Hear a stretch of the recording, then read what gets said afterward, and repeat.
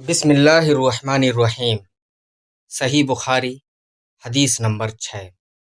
رسول اللہ صلی اللہ علیہ وسلم سب لوگوں سے زیادہ جواد سخی تھے، اور رمضان میں دوسرے اوقات کے مقابلے میں جب جبرائیل علیہ السلام آپ صلی اللہ علیہ وسلم سے ملتے بہت ہی زیادہ جود و کرم فرماتے۔ جبرائیل علیہ السلام رمضان کی ہر رات میں آپ صلی اللہ علیہ وسلم سے ملاقات کرتے اور آپ صلی اللہ علیہ وسلم کے ساتھ قرآن کا دورہ کرتے۔ غرض نبی کریم صلی اللہ علیہ وسلم لوگوں کو بھلائی پہنچانے میں بارش لانے والی ہوا سے بھی زیادہ جود و کرم فرمایا کرتے تھے۔ حدیث نمبر 7۔ ہرقل شاہ روم نے ان کے پاس قریش کے قافلے میں ایک آدمی بلانے کو بھیجا، اور اس وقت یہ لوگ تجارت کے لیے ملک شام گئے ہوئے تھے، اور یہ وہ زمانہ تھا جب رسول اللہ صلی اللہ علیہ وسلم نے قریش اور ابو سفیان سے ایک وقتی عہد کیا ہوا تھا۔ جب ابو سفیان اور دوسرے لوگ ہرقل کے پاس ایلیا پہنچے، جہاں ہرقل نے دربار طلب کیا تھا، اس کے گرد روم کے بڑے بڑے لوگ، علماء، وزراء اور امراء بیٹھے ہوئے تھے۔ ہرقل نے ان کو اور اپنے ترجمان کو بلوایا، پھر ان سے پوچھا کہ تم میں سے کون شخص مدعی رسالت کا زیادہ قریبی عزیز ہے؟ ابو سفیان کہتے ہیں کہ میں بول اٹھا کہ میں اس کا سب سے زیادہ قریبی رشتہ دار ہوں۔ یہ سن کر ہرقل نے حکم دیا کہ اس کو، ابو سفیان کو، میرے قریب لا کر بٹھاؤ، اور اس کے ساتھیوں کو اس کے پیٹھ کے پیچھے بٹھا دو۔ پھر اپنے ترجمان سے کہا کہ ان لوگوں سے کہہ دو کہ میں ابو سفیان سے اس شخص کے یعنی محمد صلی اللہ علیہ وسلم کے حالات پوچھتا ہوں۔ اگر یہ مجھ سے کسی بات میں جھوٹ بول دے تو تم اس کا جھوٹ ظاہر کر دینا۔ ابو سفیان کا قول ہے کہ اللہ کی قسم، اگر مجھے یہ غیرت نہ آتی کہ یہ لوگ مجھ کو جھٹلائیں گے تو میں آپ صلی اللہ علیہ وسلم کی نسبت ضرور غلط گوئی سے کام لیتا۔ خیر، پہلی بات جو ہرقل نے مجھ سے پوچھی وہ یہ ہے کہ اس شخص کا خاندان تم لوگوں میں کیسا ہے؟ میں نے کہا وہ تو بڑے اونچے عالی نسب والے ہیں۔ کہنے لگا اس سے پہلے بھی کسی نے تم لوگوں میں ایسی بات کہی تھی؟ میں نے کہا نہیں۔ کہنے لگا اچھا اس کے بڑوں میں کوئی بادشاہ ہوا ہے؟ میں نے کہا نہیں۔ پھر اس نے کہا بڑے لوگوں نے اس کی پیروی اختیار کی ہے یا کمزوروں نے؟ میں نے کہا نہیں، کمزوروں نے۔ پھر کہنے لگا اس کے تابع دار روز بڑھتے جاتے ہیں یا کوئی ساتھی پھر بھی جاتا ہے؟ میں نے کہا نہیں۔ کہنے لگا کہ کیا اپنے اس دعوی نبوت سے پہلے کبھی کسی بھی موقع پر اس نے جھوٹ بولا ہے؟ میں نے کہا نہیں، اور اب ہماری اس سے صلح کی ایک مقررہ مدت ٹھہری ہوئی ہے، معلوم نہیں وہ اس میں کیا کرنے والا ہے۔ ابو سفیان کہتے ہیں میں اس بات کے سوا اور کوئی جھوٹ اس گفتگو میں شامل نہ کر سکا۔ ہرقل نے کہا کیا تمہاری اس سے کبھی لڑائی بھی ہوتی ہے؟ میں نے کہا کہ ہاں۔ بولا پھر تمہاری اور اس کی جنگ کا کیا حال ہوتا ہے؟ میں نے کہا لڑائی ڈول کی طرح ہے، کبھی وہ ہم سے میدان جنگ جیت لیتے ہیں اور کبھی ہم ان سے جیت لیتے ہیں۔ ہرقل نے پوچھا وہ تمہیں کس بات کا حکم دیتا ہے؟ میں نے کہا وہ کہتا ہے کہ صرف ایک اللہ ہی کی عبادت کرو، اس کا کسی کو شریک نہ بناؤ، اور اپنے باپ دادا کی شرک کی باتیں چھوڑ دو، اور ہمیں نماز پڑھنے، سچ بولنے، پرہیزگاری اور صلہ رحمی کا حکم دیتا ہے۔ یہ سب سن کر پھر ہرقل نے اپنے ترجمان سے کہا کہ ابو سفیان سے کہہ دے کہ میں نے تم سے اس کا نسب پوچھا تو تم نے کہا کہ وہ ہم میں عالی نسب ہے، اور پیغمبر اپنی قوم میں عالی نسب ہی بھیجے جایا کرتے ہیں۔ میں نے تم سے پوچھا کہ دعویٰ نبوت کی یہ بات تمہارے اندر اس سے پہلے کسی اور نے بھی کہی تھی؟ تو تم نے جواب دیا کہ نہیں۔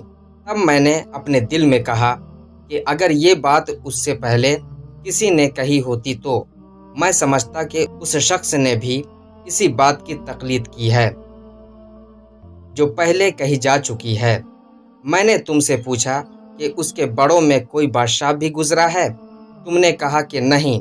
تو میں نے دل میں کہا کہ ان کے بزرگوں میں سے کوئی بادشاہ ہوا ہوگا تو کہہ دوں گا کہ وہ شخص اس بہانے اپنے آباء و اجداد کی بادشاہت اور ان کا ملک دوبارہ حاصل کرنا چاہتا ہے۔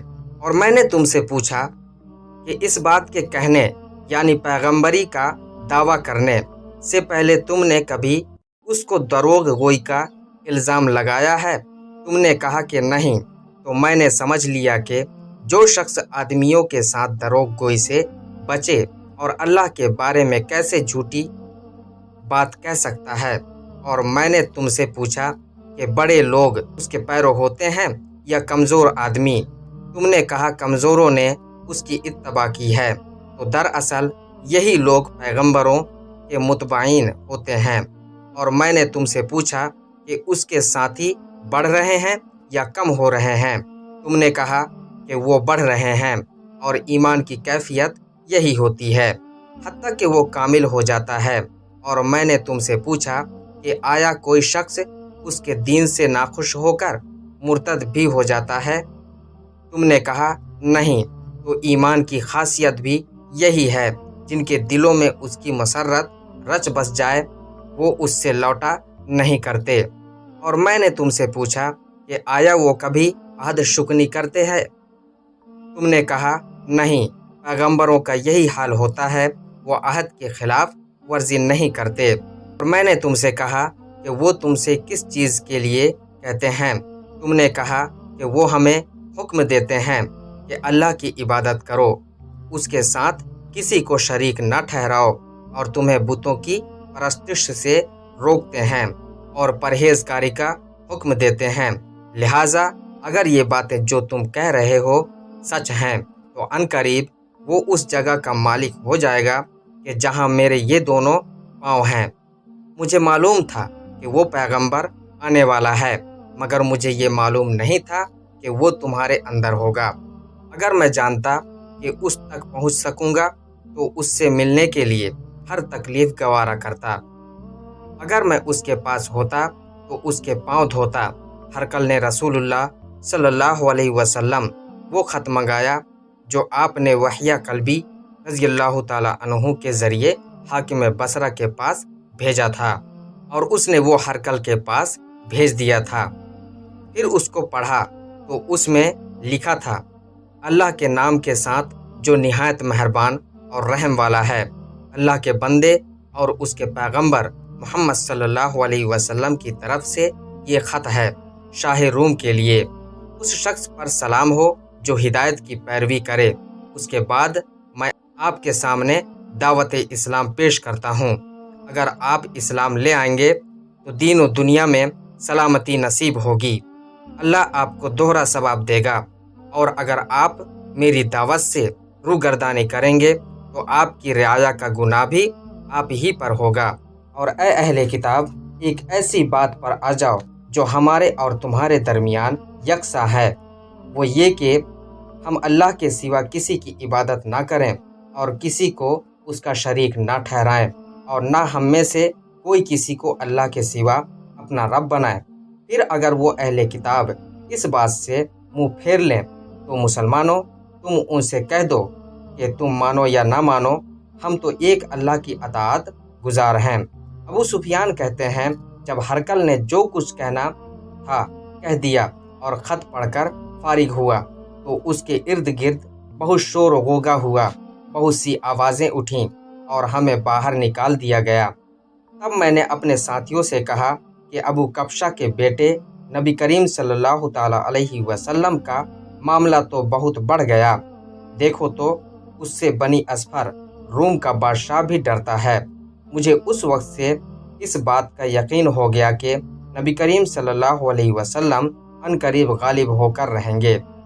حتیٰ کہ اللہ نے مجھے مسلمان کر دیا۔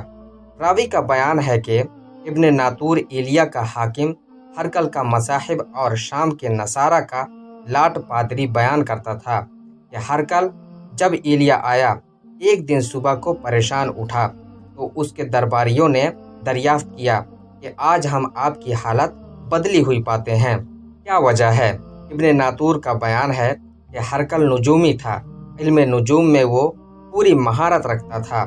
اس نے اپنے ہم نشینوں کو بتایا کہ میں نے آج رات ستاروں پر نظر ڈالی تو دیکھا کہ ختنہ کرنے والوں کا بادشاہ ہمارے ملک پر غالب آ گیا ہے۔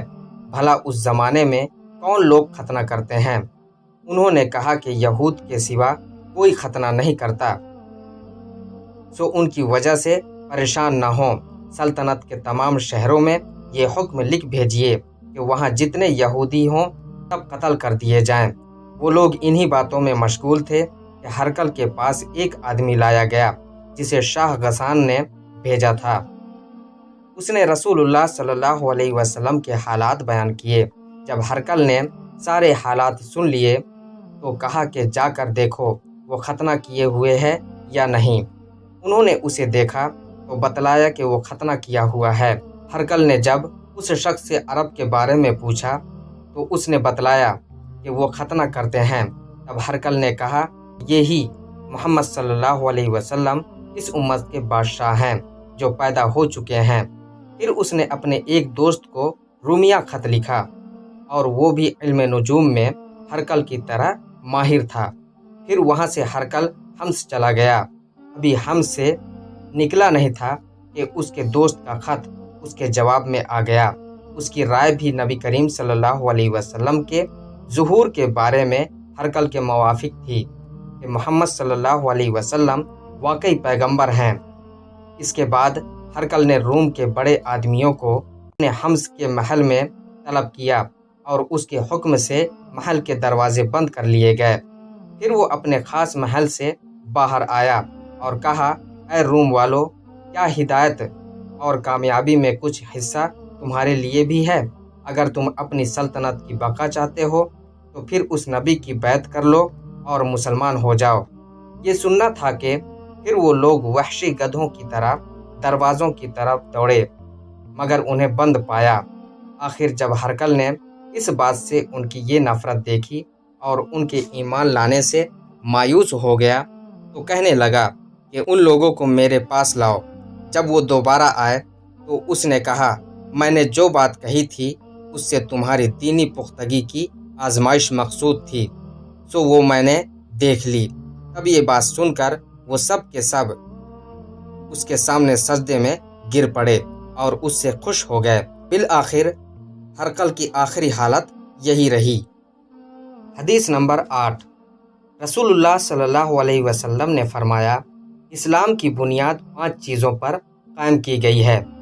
اول گواہی دینا کہ اللہ کے سوا کوئی معبود نہیں اور بے شک محمد صلی اللہ علیہ وسلم اللہ کے سچے رسول ہیں، اور نماز قائم کرنا اور زکوٰۃ ادا کرنا اور حج کرنا اور رمضان کے روزے رکھنا۔